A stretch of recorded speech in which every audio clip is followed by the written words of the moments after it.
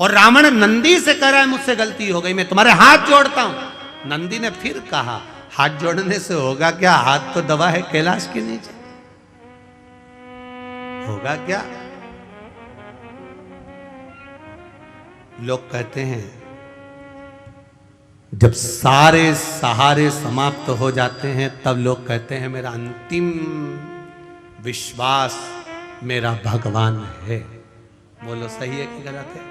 ये यहां पर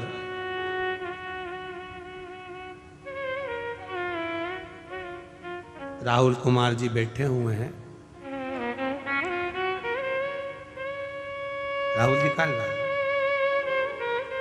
और जयंती भाई जी बैठे हुए हैं, संजय कुमार जयंती भाई जी। तो जब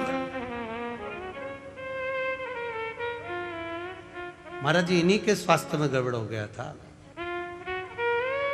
संजय जी के भयंकर कोरोना, भयंकर तकलीफ, हॉस्पिटल।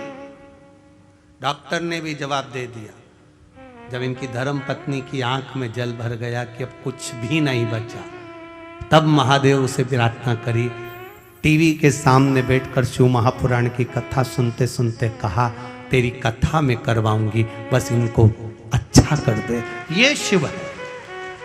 और आज संजय भाई जी और नवनीत जी आपको बहुत बहुत साधुवाद, जो गुरु जी की शरणागति में बैठकर आप शिव महापुराण की कथा करवा रहे। बैठिए, बहुत बहुत साधुवाद। हर हर बोल बम का नारा है, जम के बोलो जरा, बाबा एक सहारा है, एक सहारा।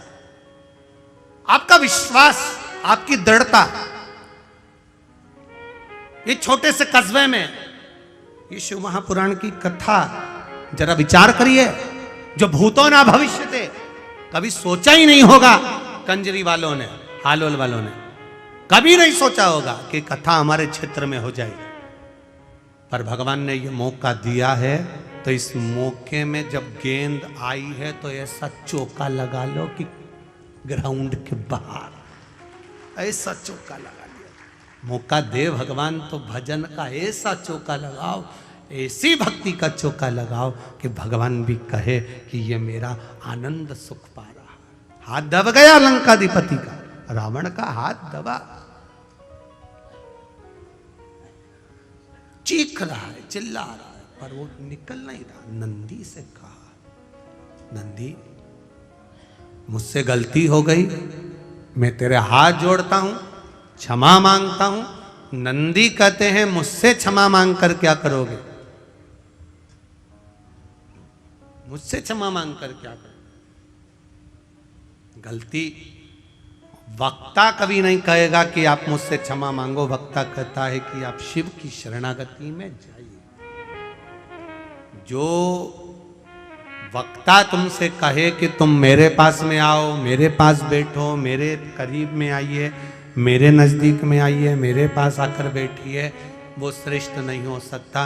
वक्ता जो तुमको ले जाकर भगवान के दरवाजे तक छोड़ दे और कहे कि ये तेरा दुख मिटा देगा, समझ लेना वो श्रेष्ठ, उसमें श्रेष्ठ।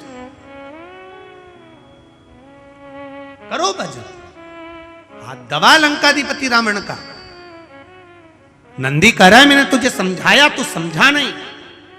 जब वक्ता से नहीं समझ सकता तो वक्त समझाता, और जब हाथ दब गया पहले ही समझ जाता कि इस रथ को, इस पुष्पक विमान को लेकर यहां से नहीं जाता, रास्ता बदल लेता तो चल जाता। पर तूने अकड़ करी, अहंकार करा, अभिमान करा कि जाऊंगा तो इसके ऊपर से जाऊंगा, बस तो फिर हाथ फंसा, अब निकाल ले। नहीं बोला, नंदी जी भी नहीं बोले, शंकर भगवान ने इशारा कर दिया नंदी को, तू बोलना ही मत, दबे रहने दे इसको, दबे रहने दे।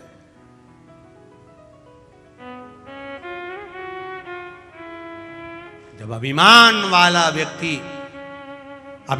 वाला व्यक्ति जब किसी जगह पर दबता है तो सारी दुनिया के लोग उसका आनंद लेते हैं। दबे रहने दो, अच्छा है, खूब अकड़ रहा था, खूब अहंकार में था, खूब अभिमत्ता में था, दबे रहने दो।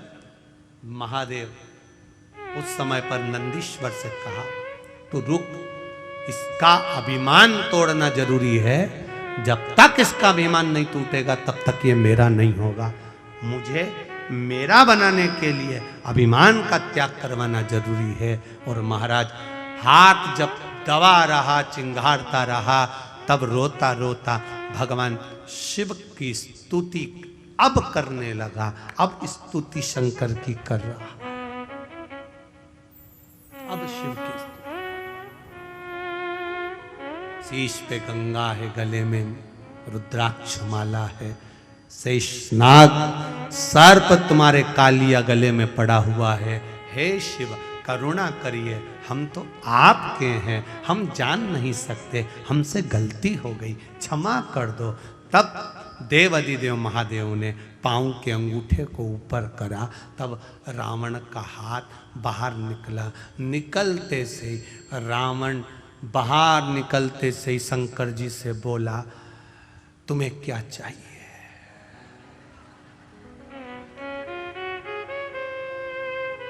अब बताओ,